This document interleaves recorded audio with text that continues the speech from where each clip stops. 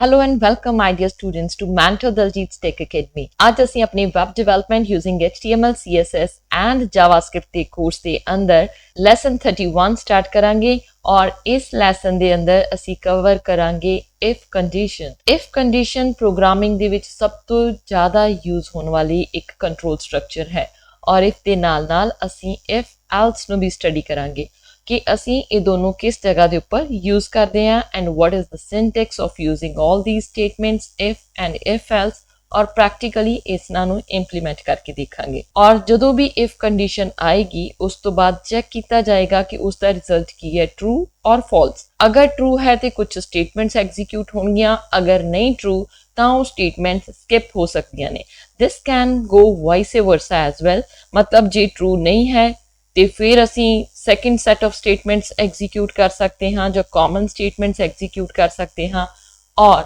ਅਗਰ ਇਹ ਫਾਲਸ ਹੈ ਫਿਰ ਅਸੀਂ ਕੁਝ ਸਟੇਟਮੈਂਟਸ ਐਗਜ਼ੀਕਿਊਟ ਕਰ ਦਈਏ ਸੋ ਇਸ ਨੂੰ ਸਟਾਰਟ ਕਰਦੇ ਹਾਂ ਪ੍ਰੈਕਟੀਕਲੀ तो ਪ੍ਰੈਕਟੀਕਲੀ ਕਰਨ ਦੇ ਲਈ as you know I create separate file for every lesson so ਅੱਜ ਦੇ ਲੈਸਨ ਦੇ ਲਈ ਅਸੀਂ ਇੱਕ ਨਿਊ ਫਾਈਲ ਕ੍ਰੀਏਟ ਕਰ ਰਹੇ ਹਾਂ ਸੋ ਅੱਜ ਦੇ ਲੈਸਨ ਦੀ ਜੋ ਫਾਈਲ ਹੈ ਸਾਡੀ ਪੌਪਅਪ ਬਾਕਸਸ ਤੋਂ ਬਾਅਦ ਅਸੀਂ ਅੱਜ ਕਰ ਰਹੇ ਹਾਂ if ਸੋ ਇਸ ਲਈ ਇਸ ਦਾ ਨਾਮ ਰੱਖ ਰਿਹਾ ਹੈ if.html ਔਰ ਇਸ ਦੇ ਅੰਦਰ ਅਸੀਂ ਸਿਰਫ ਬੋਇਲਰ ਪਲੇਟ ਲੈ ਕੇ ਆਵਾਂਗੇ ਔਰ ਇਸ ਦਾ ਨਾਮ ਰੱਖ ਰਹੇ ਹਾਂ ਕੰਡੀਸ਼ਨਲ ਸਟੇਟਮੈਂਟਸ ਕਿਉਂਕਿ if ਸਟੇਟਮੈਂਟ ਨੂੰ ਅਸੀਂ ਕੰਡੀਸ਼ਨਲ ਸਟੇਟਮੈਂਟ ਵੀ ਬੋਲ ਦਿੰਦੇ ਹਾਂ ਸੋ ਕੰਡੀਸ਼ਨਲ ਸਟੇਟਮੈਂਟ ਜਾਵਾਸਕ੍ਰਿਪਟ ਦੇ ਅੰਦਰ ਅਸੀਂ ਕਵਰ ਕਰਨ ਜਾ ਰਹੇ ਹਾਂ ਇਹ ਹੋ ਗਿਆ ਸਾਡੇ ਪੇਜ ਦਾ ਟਾਈਟਲ ਔਰ ਇਸ ਦੇ ਨਾਲ ਹੀ ਅਸੀਂ ਇਹਨੂੰ ਲਿੰਕ ਕਰਨਾ ਹੈ ਇੱਕ ਸਕ੍ਰਿਪਟ ਫਾਈਲ ਦੇ ਨਾਲ ਔਰ ਸਕ੍ਰਿਪਟ ਦੀ ਕੋਡਿੰਗ ਅਸੀਂ ਸੇਮ ਪੇਜ ਦੇ ਉੱਪਰ ਵੀ ਕਰ ਸਕਦੇ ਹਾਂ but normally I go with the external JavaScript file ਔਰ ਇਸ ਦੇ ਲਈ ਅਸੀਂ ਇੱਕ ਐਕਸਟਰਨਲ ਸਕ੍ਰਿਪਟ ਫਾਈਲ ਕ੍ਰੀਏਟ ਕਰ ਰਹੇ ਹਾਂ ਫॉर ਐਗਜ਼ਾਮਪਲ ਇਸ ਦਾ ਨਾਮ ਰੱਖ ਲਿਆ ਮੈਂ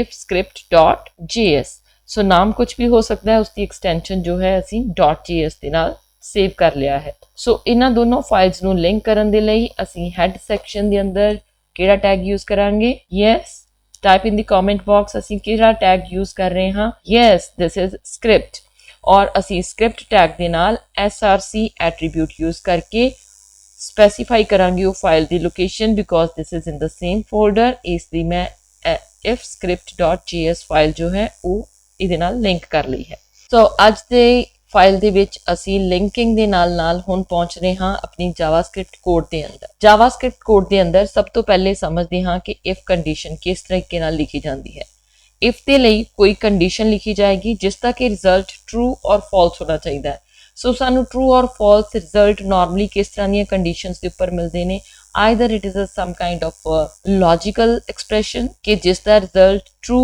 ਔਰ ਫਾਲਸ ਹੈ ਜਾਂ ਕਿਸੇ ਤਰ੍ਹਾਂ ਦੀ ਬੂਲੀਅਨ ਐਕਸਪ੍ਰੈਸ਼ਨ ਵੀ ਹੋ ਸਕਦੀ ਹੈ 1 or 0 1 is treated as true and 0 is treated as false ਸੋ ਕੋਈ ਵੀ ਕੰਡੀਸ਼ਨ ਜੋ ਸਾਨੂੰ ਇਸ ਤਰ੍ਹਾਂ ਰਿਜ਼ਲਟ ਰਿਟਰਨ ਕਰਾਏਗੀ ਅਸੀਂ ਇਫ ਦੇ ਅੰਦਰ ਉਹ ਯੂਜ਼ ਕਰਾਂਗੇ ਉਸ ਤੋਂ ਬਾਅਦ ਕੁਝ ਸਟੇਟਮੈਂਟਸ ਯੂਜ਼ ਹੋਣਗੀਆਂ ਫॉर ਐਗਜ਼ਾਮਪਲ ਅਸੀਂ ਪ੍ਰੀਵੀਅਸ ਲੈਸਨ ਦੇ ਵਿੱਚ ਅਲਰਟ ਔਰ ਪ੍ਰੌਂਪਟ ਨੂੰ ਯੂਜ਼ ਕੀਤਾ ਸੀ ਲੈਟਸ ਅਸਿਊਮ ਕਿ ਮੈਂ ਪ੍ਰੌਂਪਟ ਦੁਬਾਰਾ ਤੋਂ ਯੂਜ਼ ਕਰ ਰਹੀ ਹਾਂ ਜਿਸ ਦੇ ਵਿੱਚ ਅਸੀਂ ਲਿਖਾਂਗੇ ਜਿਸ ਦੇ ਵਿੱਚ ਅਸੀਂ ਯੂਜ਼ਰ ਤੋਂ ਕੋਈ ਇਨਪੁਟ ਲਵਾਂਗੇ for example I'll say enter name ਸੋ ਅਸੀਂ ਇਸ ਦੇ ਵਿੱਚ ਯੂਜ਼ਰ ਤੋਂ ਨੇਮ ਐਂਟਰ ਕਰਵਾ ਰਹੇ ਹਾਂ ਡਿਫਾਲਟ ਵੈਲਿਊ ਮੈਂ ਨਹੀਂ ਦਿੱਤੀ ਔਰ ਜੋ ਵੀ ਨੇਮ ਯੂਜ਼ਰ ਨੇ ਐਂਟਰ ਕੀਤਾ let's assume I have stored it in a variable nme so now we will check ਕਿ ਅਗਰ ਤੇ ਉਸਨੇ ਕੁਝ ਨੇਮ ਐਂਟਰ ਕਰ ਦਿੱਤਾ then we will type some message alert welcome to javascript or welcome to my website we can also write ठीक है और otherwise what we will do alert and will print here bye so a string जो है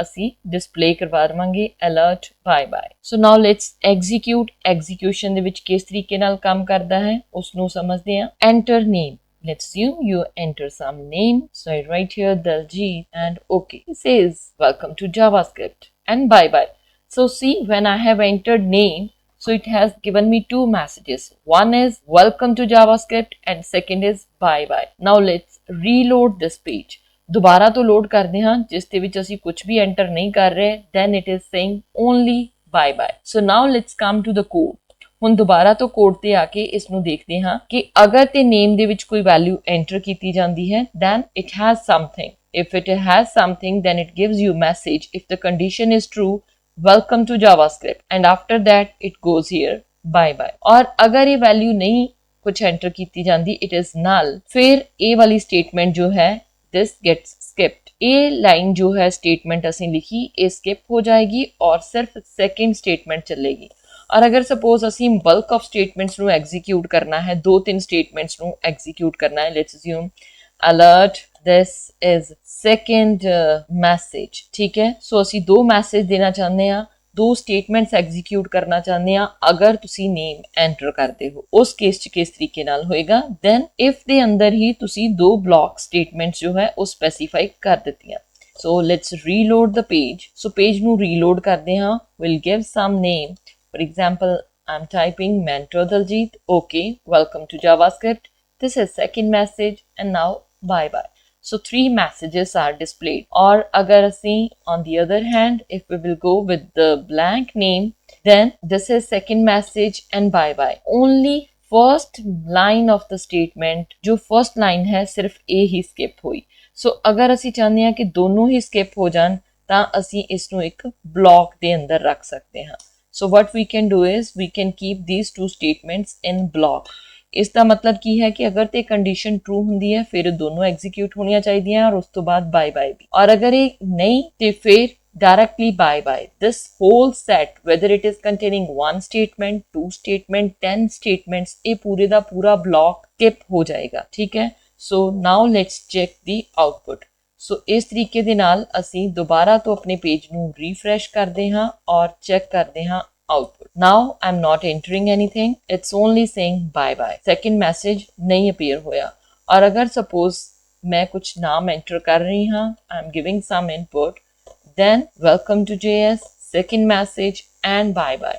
So 3 messages are getting displayed. So I hope the working of if is clear to you. So let's check this flow chart again. Flow chart की सी कि अगर condition true है फिर कुछ statements execute होंगे, अगर फॉल्स है तो वो स्टेटमेंट्स जो है स्किप हो जाएंगियां, तो स्टेटमेंट स्किप हो जाएंगियां। सो इफ दे अंदर ਅਸੀਂ कुछ इस तरीके नाल कंडीशन लिखण तो बाद कुछ स्टेटमेंट्स ਨੂੰ ब्लॉक ਦੇ ਵਿੱਚ ਪਾਉਂਦੇ ਆ ਔਰ ਅਗਰ ਇਹ ब्लॉक एग्जीक्यूट नहीं होएगा कंडीशन फॉल्स ਹੋਣ ਤੇ ਫਿਰ ਅਸੀਂ ਇਸ ब्लॉक ਚੋਂ ਬਾਹਰ ਆ ਜਾਂਦੇ ਆ। ब्लॉक ਚੋਂ ਬਾਹਰ ਅਸੀਂ ਦੋਨੋਂ ਕੇसेस ਚ ਆਣਾ ਹੈ, ਅਗਰ ट्रू है तो स्टेटमेंट्स ਨੂੰ एग्जीक्यूट करके, अगर फॉल्स है तो स्टेटमेंट्स ਨੂੰ skip करके। Now let's come to our second statement which is if else.